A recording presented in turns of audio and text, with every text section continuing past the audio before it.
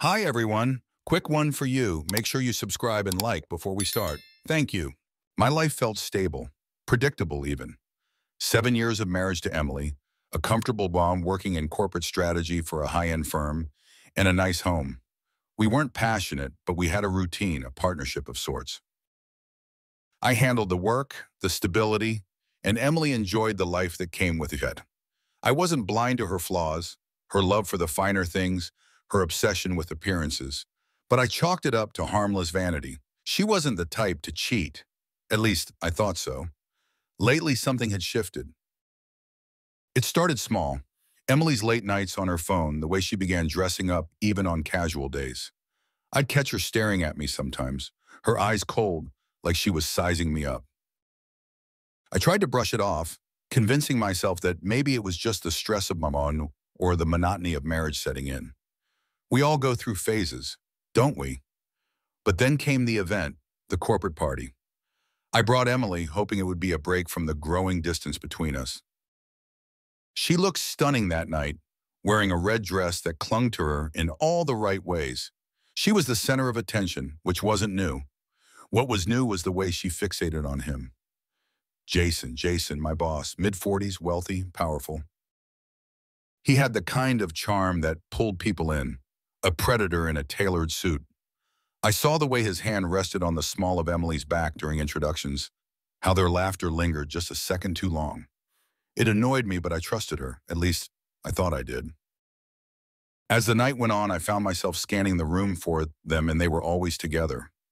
Her hand brushed his arm when she spoke, his eyes glued to her like she was the only one in the room. I tried to ignore it, laughing off their flirtations as harmless. I even pulled Emily aside at one point, asking her what was going on. "Relax," she said, smirking. "It's just a party." But it didn't feel like just a party. When I went to find them later, they had disappeared. A slow, sinking dread settled into my gut. I knew something was wrong, but I convinced myself to let it go, to wait until the morning to ask her about it. Maybe I was overreacting.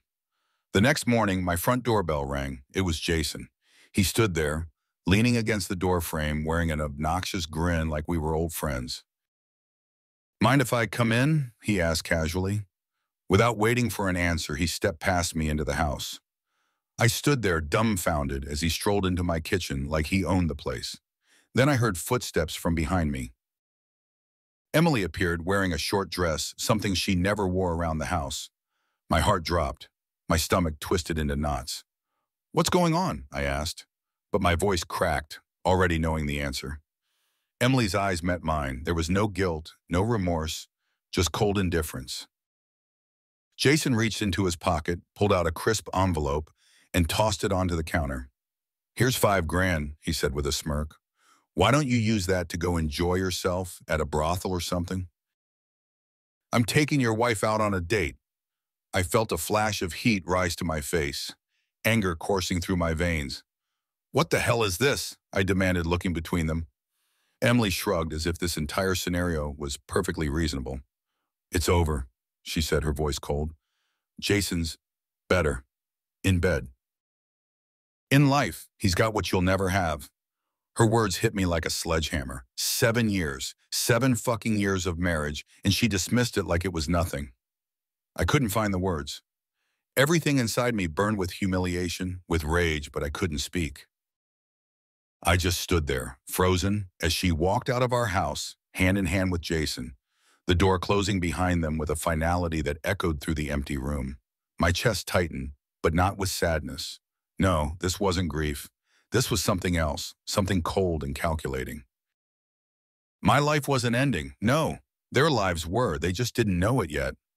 I stared at the envelope on the counter, the $5,000 Jason had tossed at me like I was some pathetic beggar. My hands clenched into fists, the edges of my nails biting into my palms. Emily might think she's won. Jason might think he's taken everything from me. They're wrong. I don't get played. I don't get humiliated. I'll make them regret ever thinking I was someone they could walk over. The door slammed shut behind Emily and Jason, leaving me alone in the hollow silence of our home. My mind spins, but my resolve hardens with every passing second. I don't feel the urge to cry or collapse. No, there's only one thing on my mind now, revenge. She humiliated me, and he stood there with that smug grin, thinking he'd won. They haven't won, not yet. I sit down, staring at the envelope Jason tossed at me. $5,000. His pathetic attempt to make me feel small, to buy me off. It's insulting. I tear it in half and let the pieces flutter to the floor. I won't need his money. I'll take everything from him, starting with Emily. I begin by studying her. Over the next few days, I watch Emily and Jason from the shadows. It's not hard. I know their routines. She's moved in with him now, flaunting her new life like a trophy. It disgusts me, but it's exactly what I need. She's predictable, too caught up in her vanity to see what's coming. Every morning, she leaves Jason's place for yoga. I see her in that same red dress, the one she wore the night of the party, strutting through town like she's untouchable. She goes shopping, always in high-end boutiques, always looking for something new to wear for him. It's pathetic, really. She's chasing after material things, hoping to fill whatever emptiness is gnawing at her inside. Mumutanad. I'll use that weakness. Jason's not much better. He's all about appearances, too. Always in meetings with wealthy clients, always playing the role of the powerful businessman. But I know people like him. They're only as powerful as the lies they tell. One crack, and the whole image shatters. I decide to follow him first. I want to understand how deep his connections go.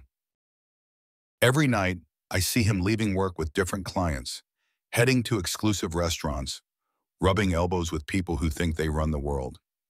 His arrogance is suffocating. He thinks he's untouchable because of the money, the influence. But even giants can fall. I hire a private investigator. It doesn't take long to dig up dirt on Jason. The PI is good, very good.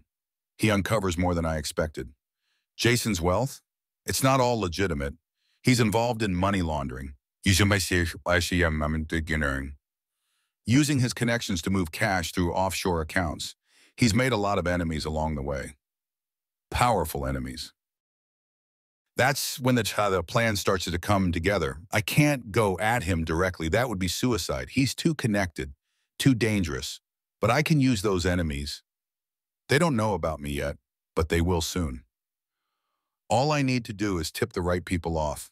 Before that, I confront Emily. I need to see her face, hear her explain herself one last time. I want to know if she even feels a shred of guilt, or if she's truly as heartless as she seems. I wait for her outside the yoga studio, leaning against my car as she exits. She spots me instantly, her face tightening in that way it always does when she knows she's in trouble. I don't say anything at first. I let her walk up, crossing her arms defensively. "What do you want?" she snaps. "I thought we were done." "We are," I say calmly.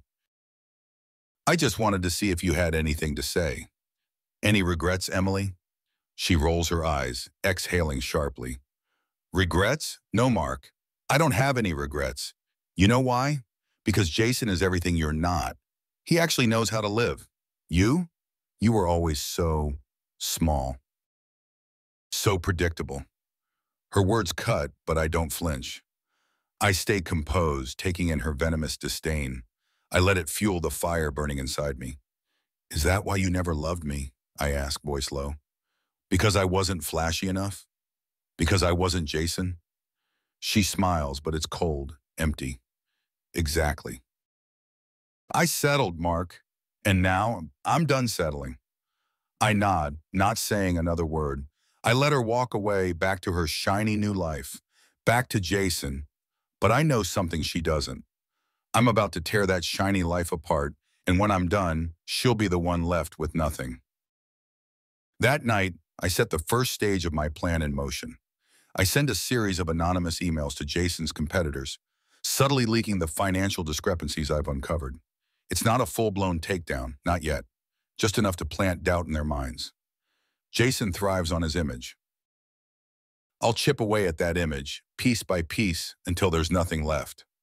At the same time, I begin targeting Emily. I know she's reckless with her spending, always draining our joint account on clothes, jewelry, vacations. She hasn't bothered to separate her finances from mine yet. A mistake. I cancel all her cards, leaving her with nothing but the clothes on her back. The look on her face when she tries to make her next purchase and finds her accounts frozen? Priceless. But this is just the beginning.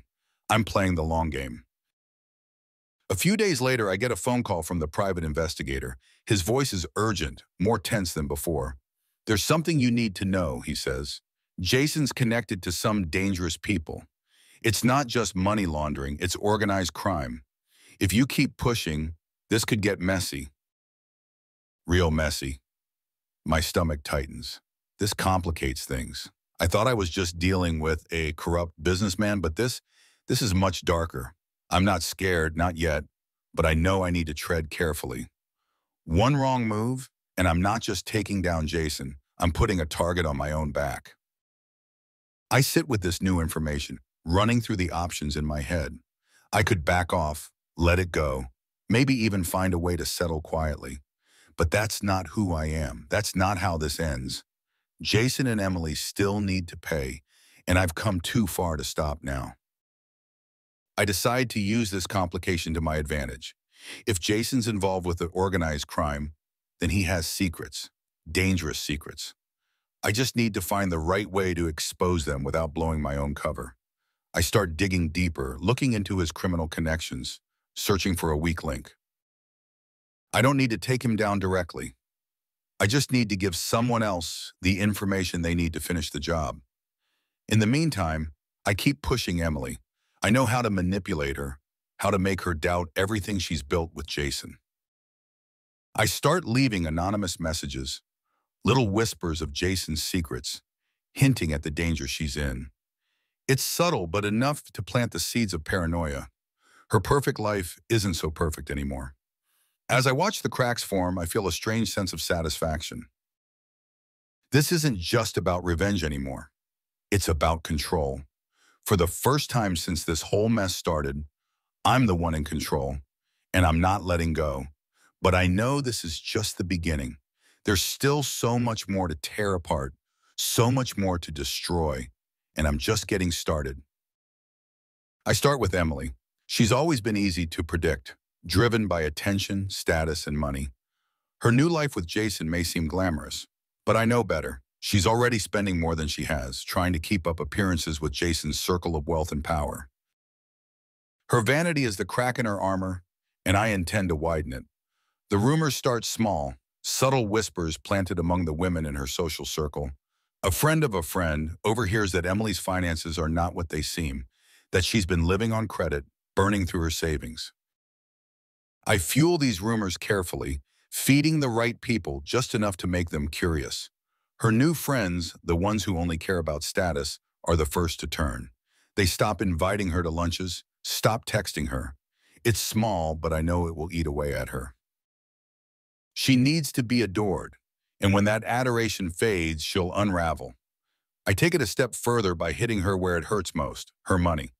Since she never bothered to separate her finances from mine, I still have access to our joint accounts. She's draining them faster than I expected, using the money to buy clothes, jewelry, dinners. I watch her transactions in real time, waiting for the perfect moment. Then I freeze her accounts. It's all perfectly legal. Those funds are still technically mine.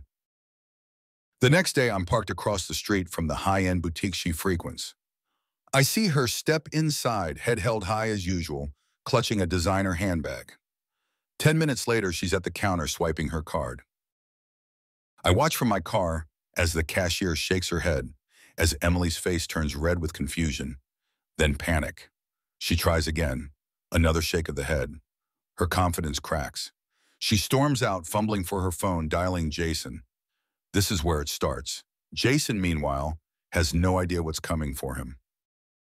He's too busy playing the part of the powerful CEO, closing deals, hosting dinners, rubbing elbows with the elite. He's built his empire on trust, on the illusion that he's invincible. But I know the truth now, thanks to my investigator. Jason's wealth isn't clean. His connections to organized crime run deeper than I imagined. It's not just money laundering. He's in bed with dangerous people, and those people have the power to destroy him, All they need is a reason. I give them one. It's easy enough to leak the right information to the right people. Anonymous tips about Jason's financial discrepancies, whispers of his criminal ties. I make sure it reaches his competitors first. They start to dig quietly at first, but soon the cracks in Jason's empire start to show. His partners pull back, deals fall through, and investors become nervous. Jason doesn't realize it yet, but the foundation he's built his life on is crumbling. The satisfaction I feel is cold, calculated. I don't enjoy it in a way that feels cathartic. This isn't about emotion anymore. It's about control. For the first time in months, I'm in control, and I'll take everything from them one piece at a time. But something unexpected happens. Emily comes to see me. I don't know if it's out of desperation or guilt, but she shows up at the house standing on the porch like she used to when we were first married. I watch her from the window before opening the door, taking in her appearance. She looks different. The confident, cruel woman who left me for Jason has been replaced by someone shaken, unsure. It's almost satisfying. Almost. What do you want? I ask, keeping my voice neutral. She looks at me, her eyes searching mine for any hint of warmth. I give her nothing. I don't know what's happening, Mark, she says, her voice small. Everything's falling apart. My cards, the money, Jason's. I know, I say, cutting her off. I know everything. Her face pales. You did this. I shrug. You made your choice, Emily. You thought you could just walk away, that I'd let you and Jason win. You were wrong. Her eyes well up with tears, but I feel nothing. Mark, I'm pregnant. The words hit me like a punch to the gut, but I don't let it show. I keep my face stone cold, refusing to give her the reaction she's looking for. Pregnant. The revelation makes everything more complicated, but it doesn't change my plan. The child isn't mine. It's Jason's problem, not mine. Good luck with that, I say, stepping back and closing the door in her face. The pregnancy throws a wrench in things, but it doesn't stop me. If anything, it makes me more determined. Emily's new life is a house of cards, and I've already pulled out the first one. The rest will fall soon enough. The child changes nothing. Over the next few weeks, I ramp up the pressure. Jason's business is unraveling faster than even I expected. The investors I tipped off are pulling out en masse. His competitors are circling like vultures, waiting for the moment to strike. Meanwhile, I continue feeding anonymous tips to the authorities about his criminal connections, knowing that sooner or later, it'll be enough to bring him down. But Jason isn't stupid. He knows someone is targeting him, and it doesn't take long for him to connect the dots. One night, he shows up at my house, pounding on the door like a madman. I open it, calm and collected, while he stands there, red-faced and seething. You think you're clever, don't you? He spits. You think I don't know what you're doing. I lean against the doorframe, folding my arms. I don't know what you're talking about, Jason. He steps closer, his voice dropping to a menacing growl. You're going to regret this. You have no idea who you're messing with. I smile, enjoying the sight of him unraveling. Actually, I do. I know exactly who you are, Jason. And so do a lot of other people now. He lunges at me, grabbing me by the collar, but I don't flinch. I know he won't do anything here, not in broad daylight, not where the neighbors can see. His grip tightens, but I remain calm, staring him down. You're done, I say, my voice low and cold. Your business, your reputation, your life, it's over. I've already won. Jason's eyes flicker with rage, but there's something else there too. Fear. He knows I'm right. He lets go of me, stepping back, his hands shaking with fury. This isn't over, he snarls before storming off. But it is over. He just doesn't realize it yet. The next day, the news breaks.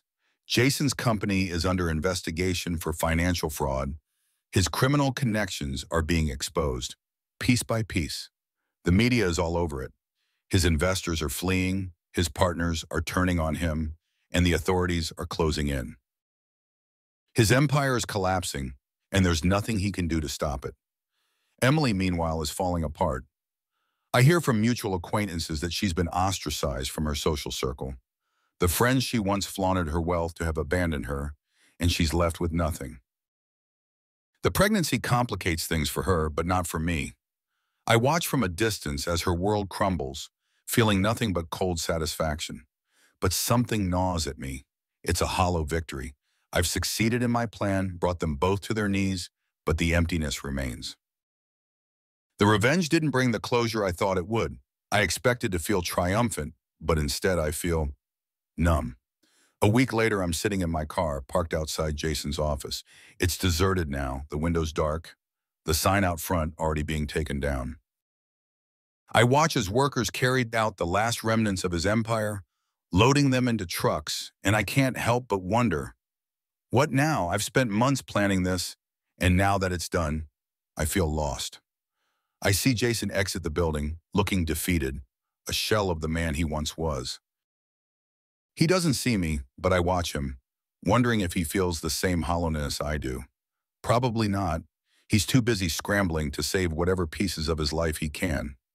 I drive away, leaving the past behind me, but I can't shake the feeling that I've lost something in the process. Leaving the revenge consumed me, and now that it's over, I don't know what's left. As I pull into my driveway, my phone buzzes. It's a message from the private investigator. Another tip, another lead on Jason's criminal connections. I stare at the screen, feeling the weight of it. I could keep going, keep digging, keep destroying. But for what? I delete the message. It's time to move on. Emily's pregnancy changes everything. The words still echo in my head even after she's left. Pregnant. My instinct is to shut it out, to push forward with the plan. The child isn't mine, and my revenge against her and Jason has nothing to do with this innocent life. But something gnaws at me, clawing at my mind, slowing my thoughts. For days, I can't stop thinking about it. Emily, pregnant, it complicates things. I thought I had control, thought I'd figured out every possible angle, but this wasn't in the plan. A baby changes the stakes. I sit in my living room staring at the ceiling. The television flickers, showing news of Jason's company spiraling further into chaos. My plan is working. His investors are fleeing, and the authorities are circling, investigating his ties to organized crime. It should feel satisfying, seeing everything fall apart. But it doesn't. The pregnancy throws a shadow over everything. I keep asking myself the same question. Do I keep going? Do I finish what I started, knowing there's a child involved? I know what I should do. Continue. Push through. Jason and Emily deserve this after everything they've done. But that strange feeling lingers. I stand up, pacing the room, the tension in my chest building. I won't let this derail me. I can't. This child, whoever they turn out to be, doesn't change the fact that Jason humiliated me, that Emily tore my life apart. This isn't about the baby, it's about revenge. The two of them ruined me. I'm just returning the favor. But still, I hesitate. It's late at night when I finally decide to confront Jason. I need to end this. Emily has made her choice, but Jason needs to know that he doesn't get to walk away from this unscathed. He needs to understand the cost of what he's taken from me. This ends now, one way or another. I drive to Jason's house, the same one Emily now calls home. My heart pounds, but it's not from fear. It's from the anticipation of what's coming. I park down the street, stepping out into the cold night air. My breath fogs in front of me as I approach the house, my steps slow and deliberate. The lights are on inside. I can see shadows moving in the living room. Jason and Emily, living the life they stole from me. The perfect couple, in their perfect house, with their perfect future. I hate them for it. I knock on the door, loud, 3 times. My hand trembles for a moment, but I steady myself.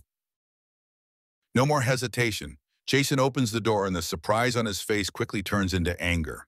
He knows why I'm here. He always knew this confrontation was coming. "You've got some nerve showing up here," he growls, stepping outside and pulling the door shut behind him. "What the hell do you want?" I smile, but there's no warmth in it. "We need to talk." "I've got nothing to say to you," Jason snaps, crossing his arms. His eyes flicker with something darker. Fear. Good. He should be afraid. Oh, I think you do, I say, stepping closer. You and I both know how this ends, Jason. You thought you could take everything from me and walk away? You're finished. Your company is collapsing.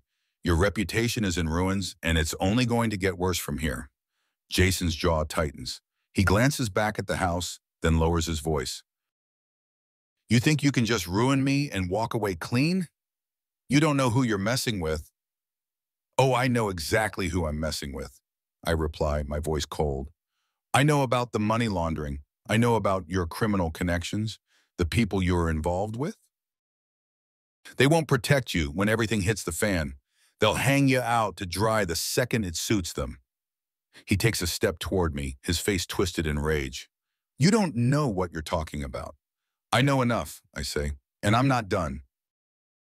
This is only the beginning. Jason's hands clench into fists. For a moment, I wonder if he's going to hit me, but he holds back. Barely. He's afraid, I can see it in his eyes. But he's not ready to admit defeat. Not yet. This isn't over, Jason growls, stepping back. You're going to regret this. You have no idea what I'm capable of. I meet his gaze, unflinching. Neither do you. With that, I turn and walk away, leaving him standing on the porch, fuming. The confrontation was a test for both of us. Jason is desperate now, and desperate people make mistakes. I'll be watching, waiting for him to slip up, waiting for the moment when I can deliver the final blow. But even as I walk away, something still nags at me.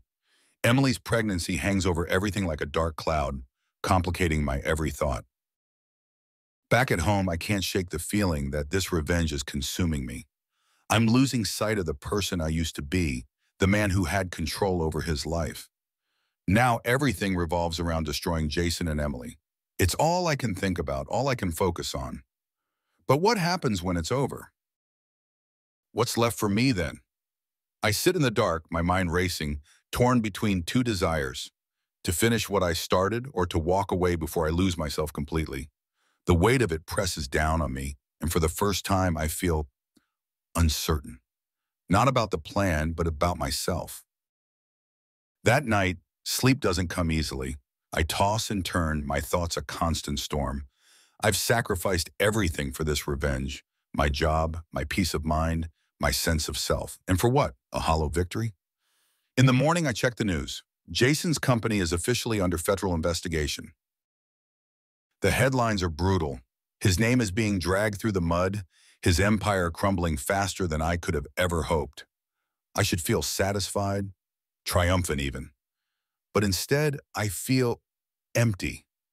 Emily reaches out to me again. This time, it's not a visit or a confrontation. It's a message. Short, desperate. We need to talk, please. I stare at the screen, feeling nothing. The Emily I knew is gone, replaced by this broken, desperate version of herself. And I don't care. I delete the message without replying. She made her bed, and now she can lie in it. But Jason isn't done. I know that look he gave me, the way his eyes burned with fury and fear. He's not going to let this go. I expect retaliation, and I'm ready for it. He'll make his move soon enough, and when he does, I'll be waiting. A week later, it happens. I'm driving home from the grocery store when I notice a car following me. It's subtle at first, staying a few cars behind, into mine, but I know what to look for. I take a few detours, making random turns, testing to see if they're really following me. They are. Jason's made his move. I pull into a gas station parking near the back, out of sight. The car pulls in too, stopping a few spaces away. I can see the driver through the rearview mirror. It's one of Jason's guys, a thug he must have hired to scare me. Or worse. I sit there waiting, my heart pounding. This is it. The moment everything could turn. I could confront the guy, escalate things, or I could play it safe, get out of here before it turns ugly. But I don't run. I've come too far for that. I step out of the car, walking straight toward the guy in the other vehicle.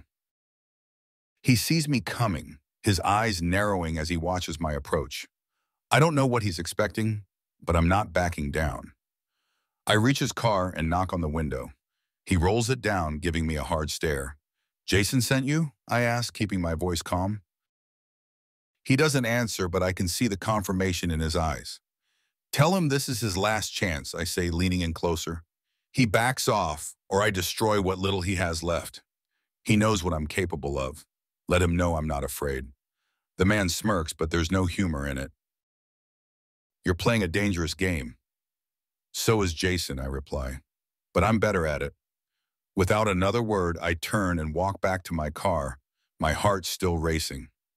I don't know if this was the right move, but I'm not letting Jason intimidate me.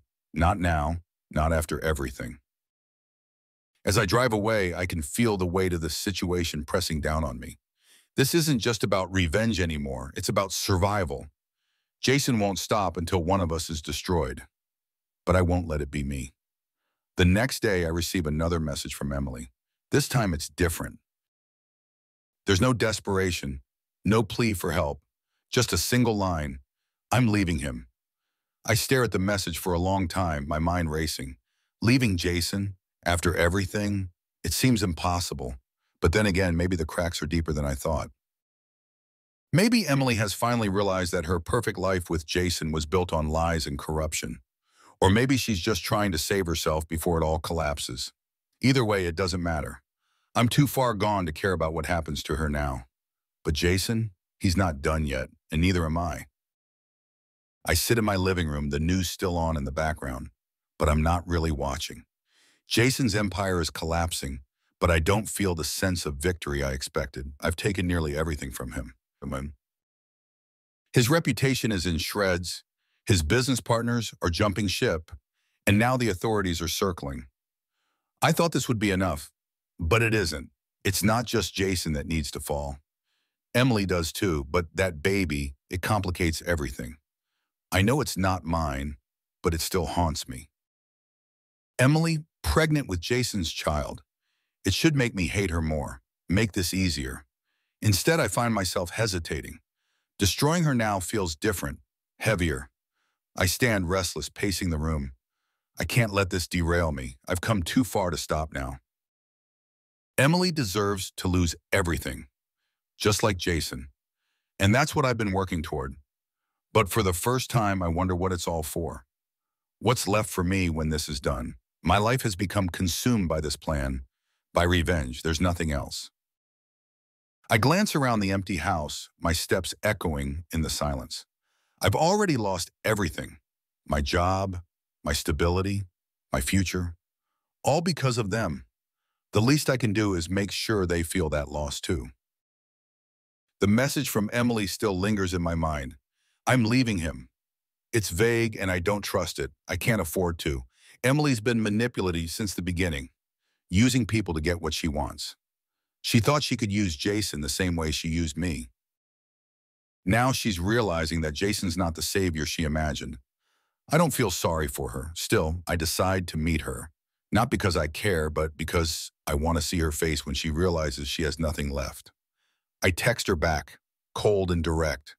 Meet me tomorrow, same place. I know she'll come. She always comes when she feels cornered. The next day I sit at the coffee shop, waiting. Emily walks in wearing oversized sunglasses, trying to hide. It's pathetic.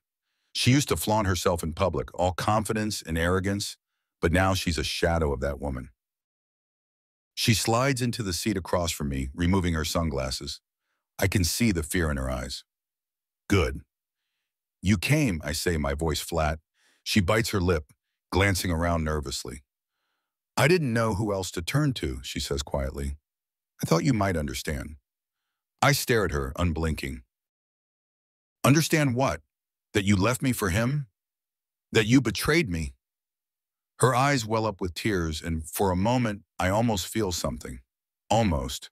But I remind myself of the cold truth. This woman never cared about me. She's here because she has no other options. I made a mistake, she whispers, leaning forward. Jason, Ma, he's not who I thought he was. He's dangerous, Mark. I don't feel safe with him anymore. I raise an eyebrow. And that's supposed to make me feel sorry for you? No, she says quickly, shaking her head. I know I've hurt you.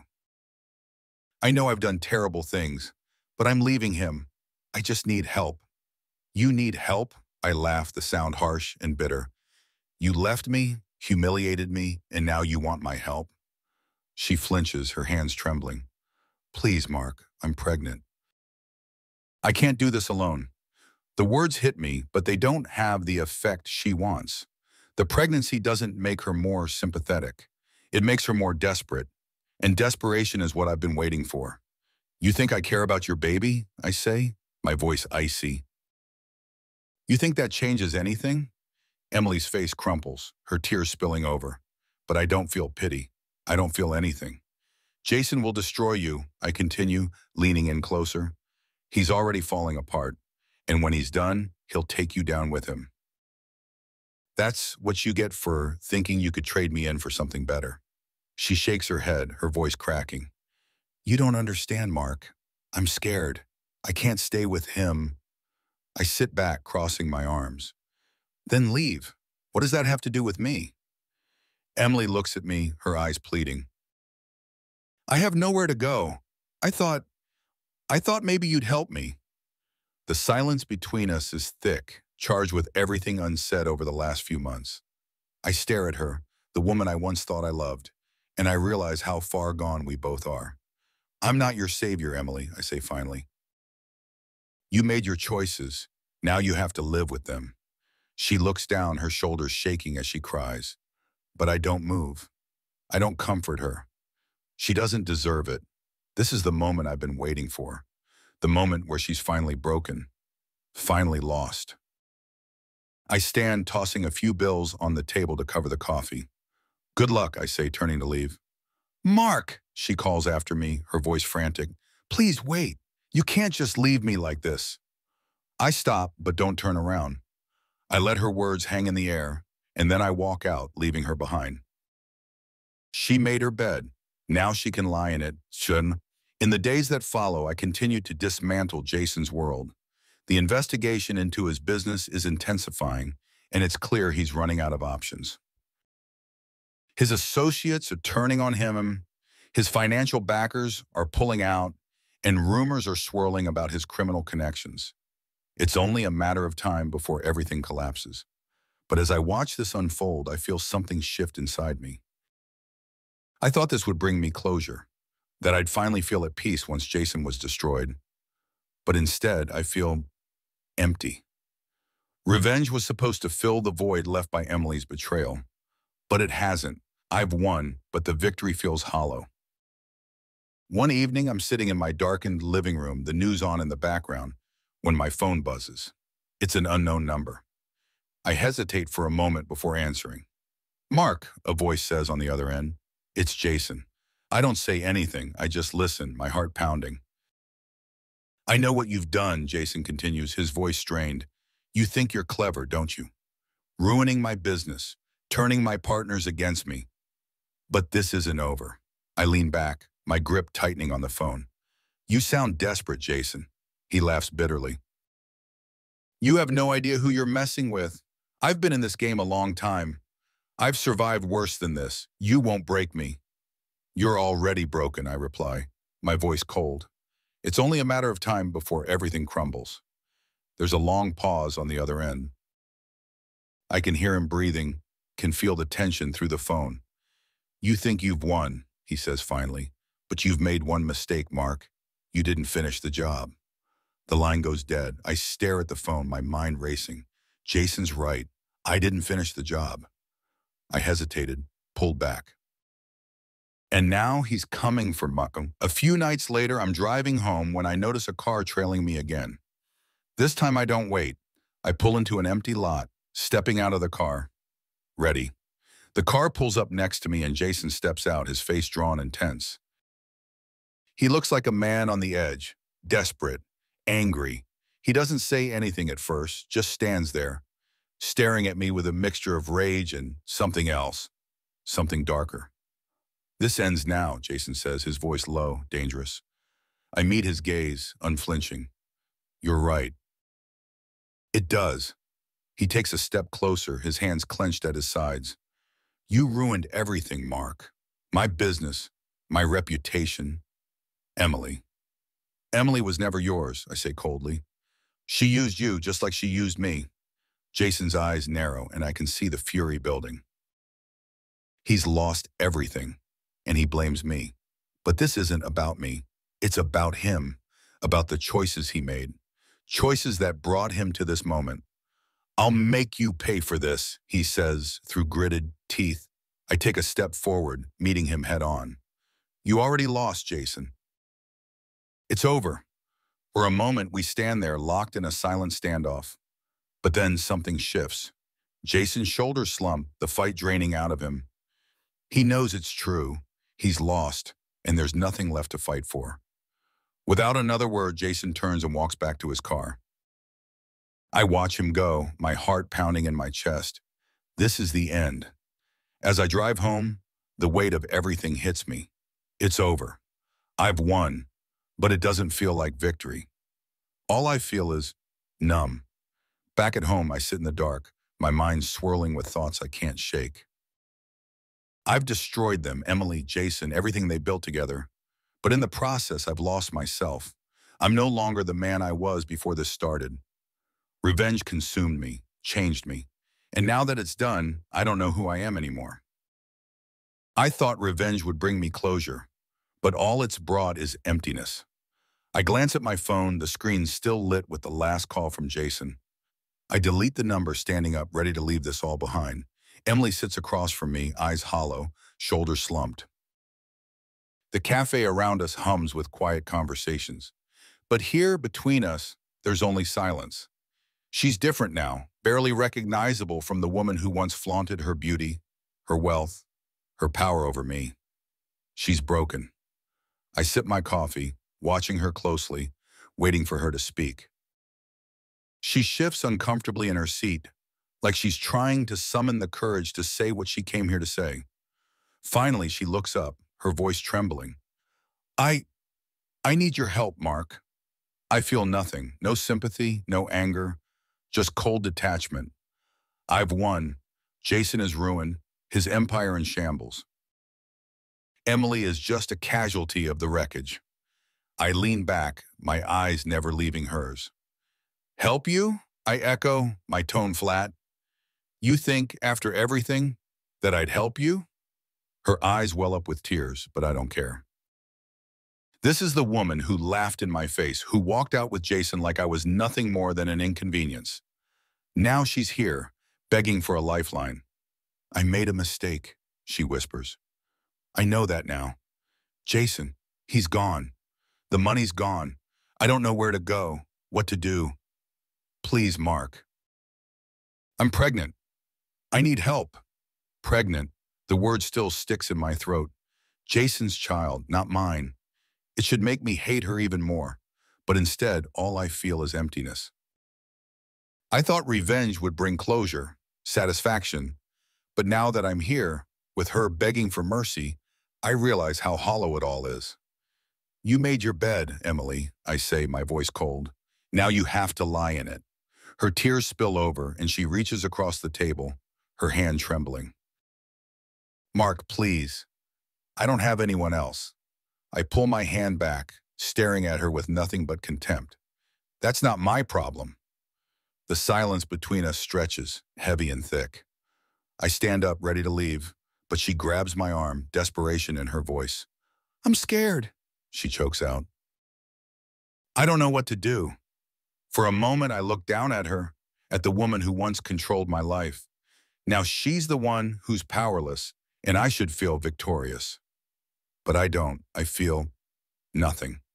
I pull my arm free and walk away without a word. Jason's world crumbles faster than I expected. Every day, there's a new headline: fraud investigations, criminal charges, business partners suing him for everything he's got. It's all unraveling, and there's no way for him to stop it. The once powerful man who destroyed my life is now a ghost of himself, clinging to whatever scraps of his empire remain. I watch from a distance, keeping tabs on the fallout, but I don't engage. There's no need. My work is done. I've won, but the victory is bitter. I thought revenge would fill the void Emily and Jason left in my life. I thought bringing them down would give me peace, but instead, it's only deepened the emptiness. I've destroyed them both, but in the process, I've lost something of myself. I don't know who I am anymore. I spend my days in the house, the same house Emily once shared with me. It's quiet now, too quiet. I used to find solace in the silence, but now it feels oppressive, like the walls are closing in. I've cut myself off from everyone, no friends, no family, just me, alone with my thoughts. One night, I sit on the couch, a glass of whiskey in my hand, staring at the television but not really watching. My phone buzzes on the table and I glance at the screen. It's Emily. I don't want to answer, but something compels me to pick up. Her voice is shaky, barely a whisper. I need to see you. I hesitate. I should hang up, should walk away for good, but there's a part of me that needs to finish this, to see the final collapse. Fine, Soap, I say. Tomorrow, same place. When I arrive at the cafe the next day, Emily is already there, sitting at the same table as before. She looks worse, paler, thinner, like the weight of the world is crushing her. When she sees me, she tries to smile, but it's a weak attempt, and it quickly fades. I sit down, saying nothing, just waiting for her to speak. I've lost everything, she says, her voice barely audible. The money's gone. Jason's gone. I don't know what to do.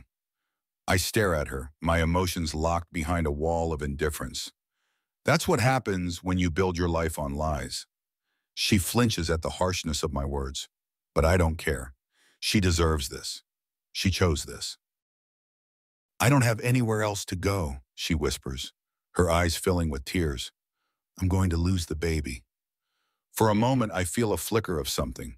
Pity, maybe, but I push it down. I can't let her manipulate me again. That's not my problem, I say, standing up. You made your choices, Emily. Now you have to live with them. I turn and walk away, leaving her there, broken. Jason's final fall comes swiftly. The authorities close in, and within weeks, he's arrested, facing charges that will destroy whatever remains of his life. The media tears him apart, and his once loyal associates distance themselves, leaving him to face the consequences alone. I watch it all unfold from the sidelines, feeling a strange sense of detachment. I thought I'd revel in his downfall, that seeing him brought to justice would give me the closure I craved. But instead, it feels empty, like I've been chasing something that was never there. One evening, I receive a call from a journalist asking for my side of the story. They want to know how it feels to see the man who destroyed my life finally brought to his knees. I pause, the phone pressed to my ear, but I can't find the words. How does it feel? I'm not sure anymore. I hang up without answering. A few weeks later, I find myself standing outside Emily's apartment. I don't know why I'm here. Maybe it's curiosity, maybe it's something else.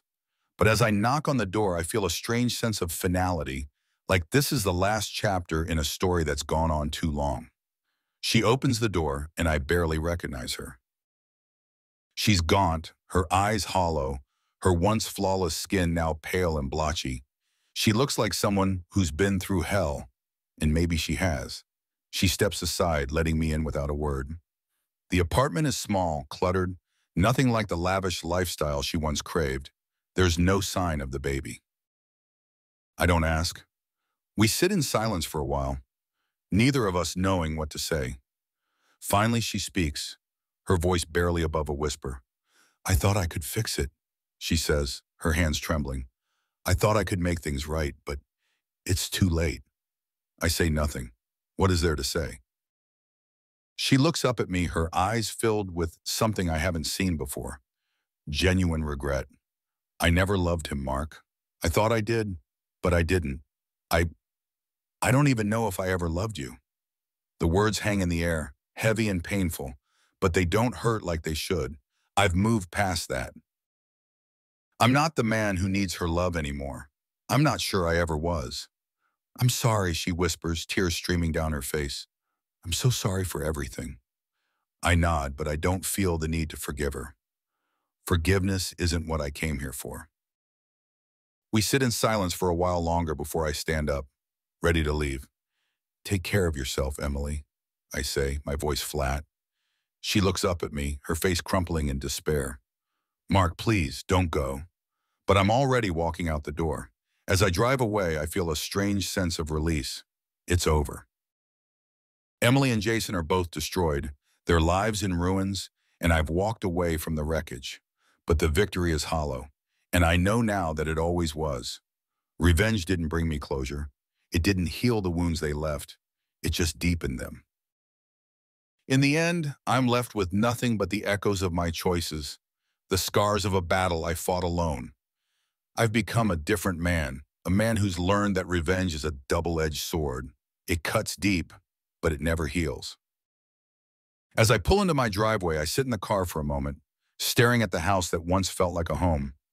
Now it's just a place I live, a reminder of everything that's gone. I turn off the engine, stepping out into the cold night air.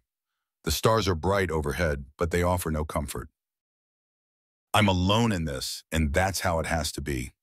I walk inside, closing the door behind me, leaving the past where it belongs. I sit in the dark, the weight of everything finally settling in. The house is silent, just like it's been for months.